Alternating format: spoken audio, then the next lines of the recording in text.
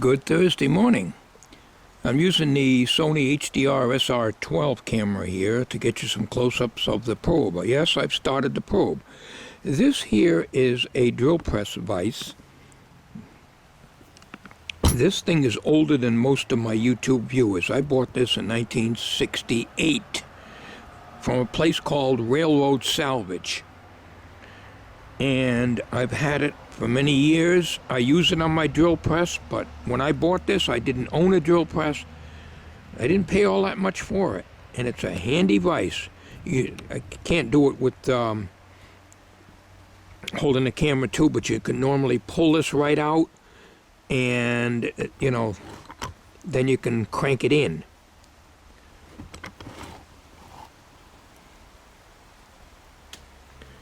So I've already drilled, I prick punched, and I drilled out a hole and made a slot, and I'm going to tell you, that's not easy. It took a long time. Made a slot for the switch, and also drilled out two little holes for the 440 screws to hold it in. How I'm going to get that switch in here, I don't know. Let me take you to the workbench, because all my precision filing and stuff like that, I had to use a lot of magnification, and I did it at the workbench in the shop. So let's go in there.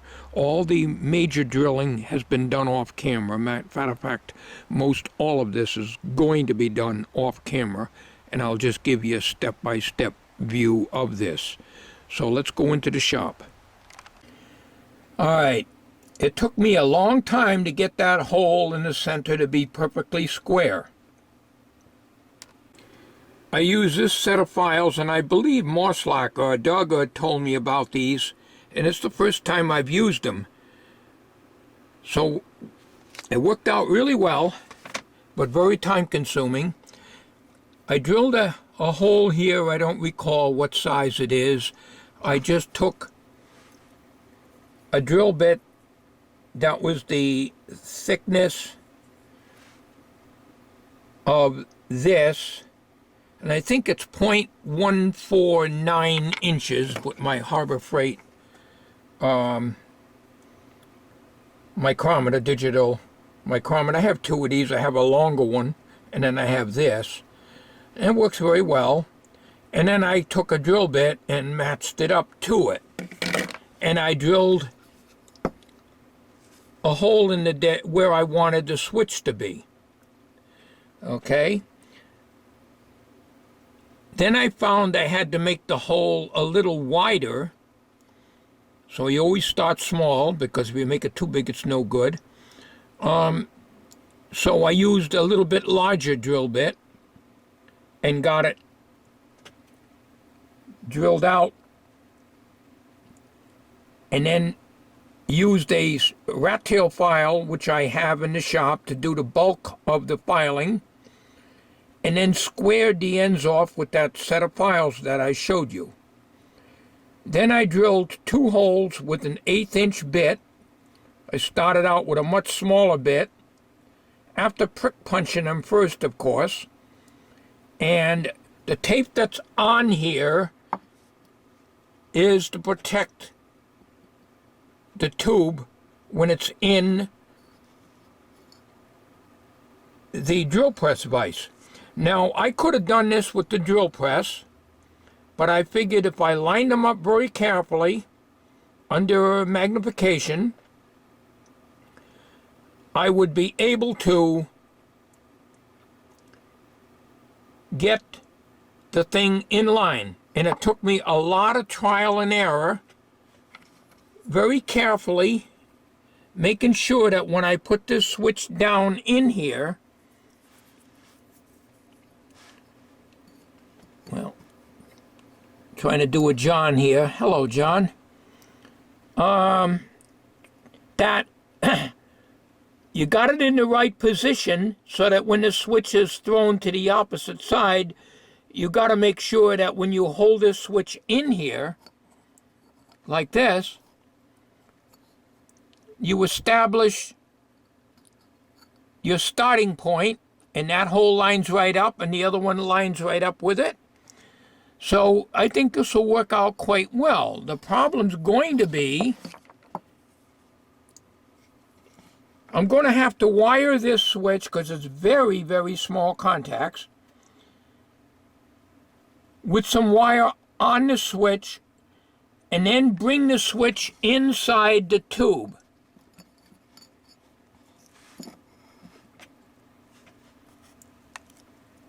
There's no way that I'm going to be able to do it any other way, and I cannot use a board like in Doug's. I cannot use a board because you'd never, never get this switch in here and through this hole if I use the board. This is 3/4 of an inch in diameter, inside diameter. And when you use a board, the board sits in the middle. So there's my finger right there. So you've got half of 3/4 of an inch, physically impossible to get it in there, even if you mounted it to the board and let the switch stick out of the board. So this particular probe, and I spoke to Jim Asbell about it, you're not dealing with very high RF. You're dealing with intermediate frequency and radio carrier frequencies at the most. So, AM radio carrier, which would be at the most 1.6 megacycles. So I'm going to have to wire this up, and then Jim sent me, I've got them, but he decided to send me, when he sent me these two switches, I only need one, 1N34A diodes. These are both 1N34s. I looked at them under my little microscope. They're just two different brands, I guess. Now, okay, so we're going to have to wire these. We're going to put some stranded wire, not solid wire, stranded wire soldered to these, and then bring the rest of the circuit in. It's going to be kind of like a bunch of wires and the diode and the capacitor and everything in, and it's going to just be shoved in the tube. There's, like I say, there's no way you're going to get a printed circuit board in this thing. Not doing it this way with the switch. Okay, now let's go on to the circuit itself. This is my original design, which I showed you. Simple 0.01 capacitor, 1N34A, and a switch to shunt out or short out the 1N34A, and then goes to the ICO. That was my original design. I just redrew it on here. And the clip lead, of course, goes to the ground. Okay? However, I spoke to Jim Asbell and told him about the circuit that WA2EW had designed, which is strictly an RF probe using two diodes. This is Allen's W2AEW, and we're going to give him credit for that. He wanted to share, it's an older video, I think it goes back to 2013 or 14, of an RF probe, okay? And we're taking it one step further to make it an audio frequency probe as well, using a double pole, double throw switch. And Jim has sent me a PDF file which I drew out on paper here.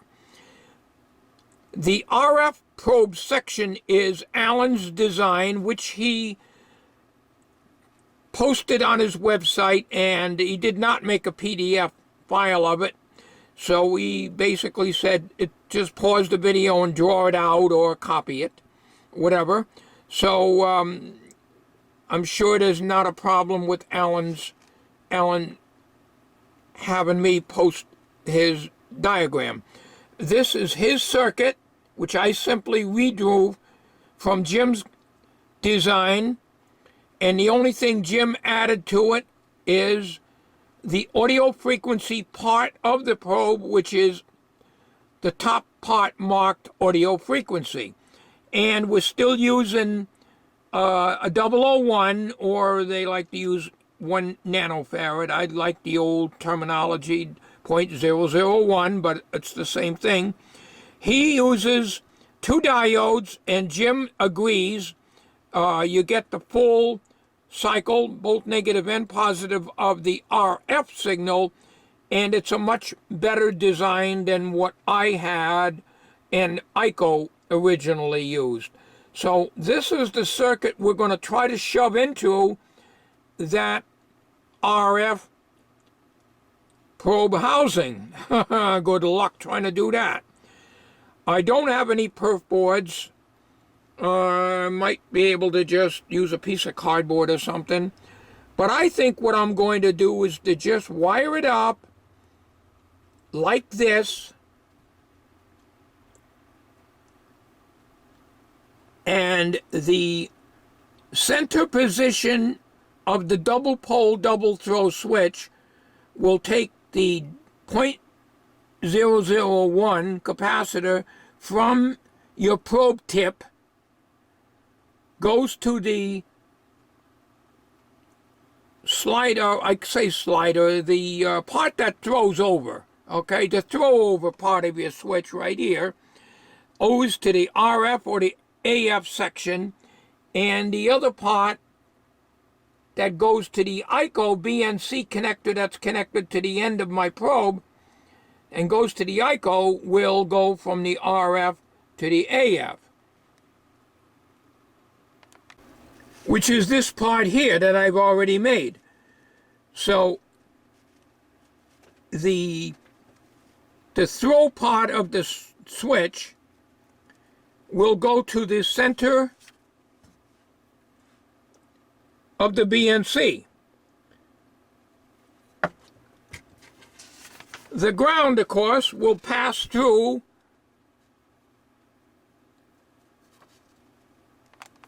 got to remove the tape, of course, will pass through the copper, and your ground wire will be connected here for your clip to connect to the chassis. There's no need to put the ground clip at the probe end. You can. I feel that the switch should be at the probe end where you can control it. And the ground, which is the way ICO did it, is at the base of your plug. And once this is on, of course, I'd like to say I got to take the tape off. Once this is on and pressed on, there is no need to solder it or put a set screw in it. I can put a set screw in if I want to hold it in. You know, drill a hole in this, and then mount it that way. I don't think that's necessary. So this whole thing is going to be grounded and shielded. This will be the probe, of course. This is my 12 gauge wire. I'll drill a hole in here, mount this. This is insulated, and that'll just go in here. So I'm going to have some loose, flexible wires in order to manipulate this. And I'm sure Jim is watching, and I'm sure that this would be okay. It's not the way I want to build it. I would like to have it on a little board, but physically impossible to get the switch in here on a board because, like I said before, you got half of your diameter taken away with a board. Can't do that. Now, if we were dealing with 100 megahertz or even 50 megacycles, I like to use megacycles from the old school, yes, this would not be good.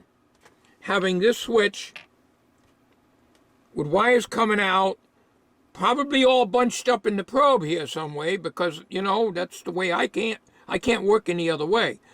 Now, I'm going to try off camera connecting up the diodes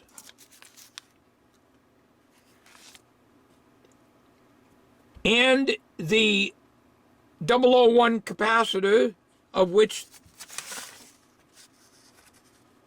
there are two, one on the input and one after the two diodes here.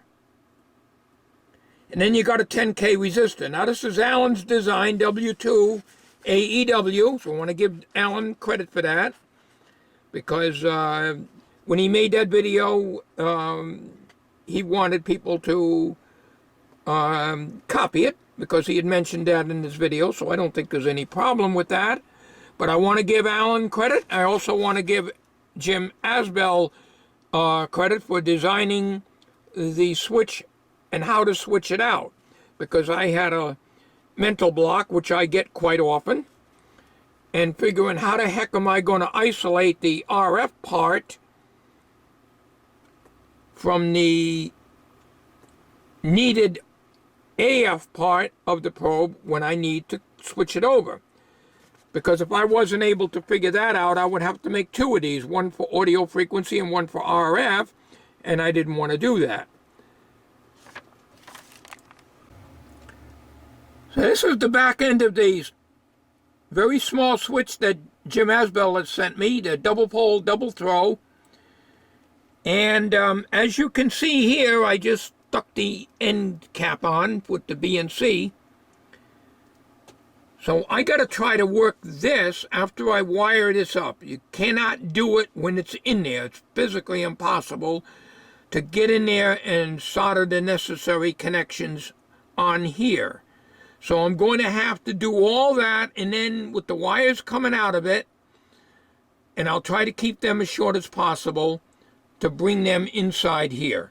So at this time, I'm going to conclude this video, and if I successfully can get everything in here, there'll be another part to this. If I can't get all this stuff in here, the diodes, the two capacitors,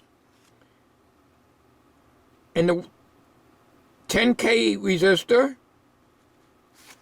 you know, and everything in there so that I can not have a bunch of stuff crammed in that would cause a problem, I'll make another video.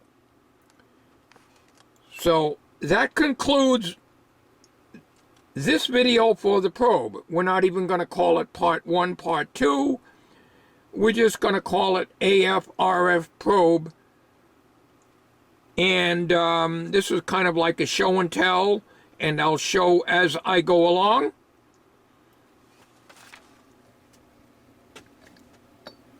I have no idea if I'm going to be able to get that thing up in there and get the screws in. The screws do line up, the holes do line up with the holes here, and Jim had tapped 440 because that's what he felt would be good. So he tapped out the switch with 440 screws, and that's what I like using. I've always used 440s when I used to put in tube sockets and stuff.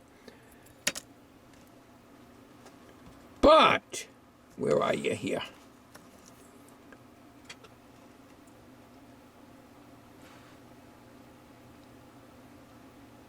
It's not going to be easy soldering to that little thing, those terminals.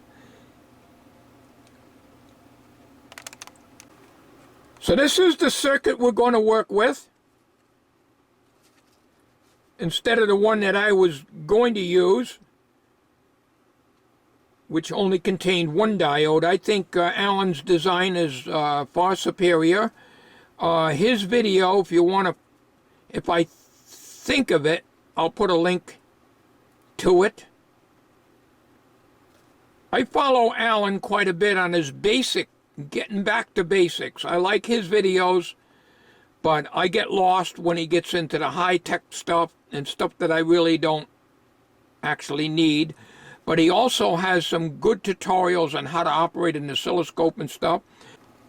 I learned a lot from him, and you know, it's a good channel. You know, if you get a chance, subscribe to him if you haven't already. Okay, so we'll get back on this again, probably when I get everything together. That's if I can do it.